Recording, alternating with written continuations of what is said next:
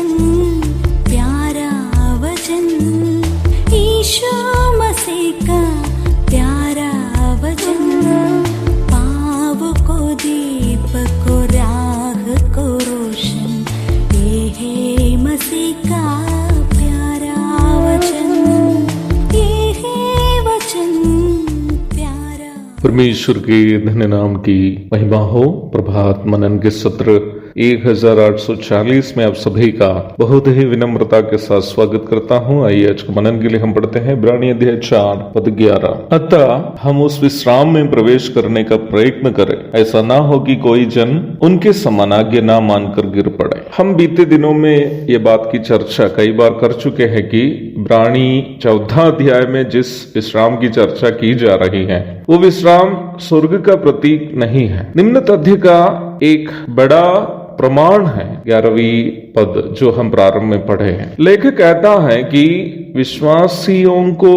इस विश्राम में प्रवेश करने के लिए प्रयत्न करना है। इफिसी 2:8 के आधार पर हम ये बात अवश्य जानते हैं कि पाप से उद्धार या स्वर्ग की प्राप्ति पाने का माध्यम विश्वास है और विश्वास करने वालों को परमेश्वर इसे दान स्वरूप देता है। मनुष्य के किसी प्रकार का प्रयत्न या कोशिश से ना ही मनुष्य उद्धार प्राप्त कर सकता है, ना ही स्वर्ग की प्राप्ति। इफिसी 2:9 भी जोड़ के पढ़िएगा। फिर इसकी प्राप्ति विश्वासी कैसे कर सकता है? हम इस प्रश्न का उत्तर पूर्व में भी देख चुके हैं। परमेश्वर के साथ एक व्यक्तिगत संबंध बनाने के द्वारा ही हम इस विश्राम की प्राप्ति कर सकते हैं। जिस मसीही विश्वासी को परमेश्वर के साथ एक व्यक्तिगत संबंध नहीं है, वो कभी भी दैनिक जीवन में परमेश्वर से मिलने वाला विश्राम का अनुभव नहीं कर सकता है। मेरा छोटा वाला बेटा जिसका नाम जसविन है और घर में हम उनको मोनू बुलाते हैं, वह उठते बैठते सब समय अपनी मम्मी से सटे रहना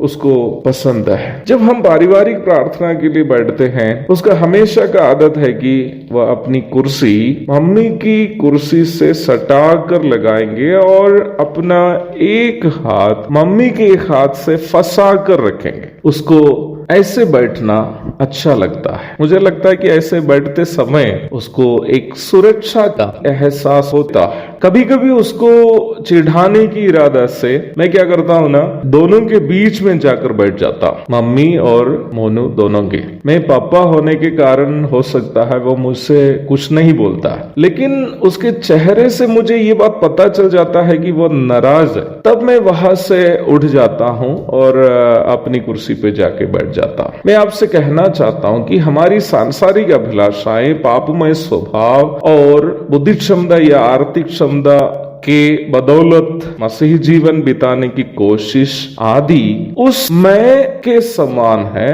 अर्थात उस मेरे समान है जो मोनू और मम्मी के बीच बैठकर मोनू के चैन को, विश्राम को, सुरक्षा का एहसास को छीन लेते हैं। परंतु मैं कहना चाहता हूं, जिन विश्वासियों को परमेश्वर के साथ दैनिक जीवन में एक व्यक्तिगत संबंध नहीं है, वे कभी भी निम्न आत्मिक विश्राम का अनुभव नहीं कर पाएंगे। मोनू मम्मी से जब दूर हो जाता है, उसको उस सुरक्षा का एहसास, वो विश्राम का एहसास, चैन का एहसास नहीं है। परंतु मम्मी के पास जब वो बैठता है, उसको उस विश्राम का एहसास होता है। विश्वासी लोग प्रत्येक दिन परमेश्वर के साथ एक व्यक्तिगत संबंध में जीवन बिताते हैं। उस आत्मिक विश्राम जो परमेश्वर देता है, उसका एहसास उसको होता है। पद में इस्तेमाल किया गया प्रयत्न शब्द के लिए ज्यादातर अंग्रेजी अनुवादों में डिलीजेंस शब्द का इस्तेमाल किया है। डिलीजेंस जो मूल भाषा में उपयोग किया गया शब्द से ज्यादा मेल खाता है। अर्थात एक मसीही विश्वासी को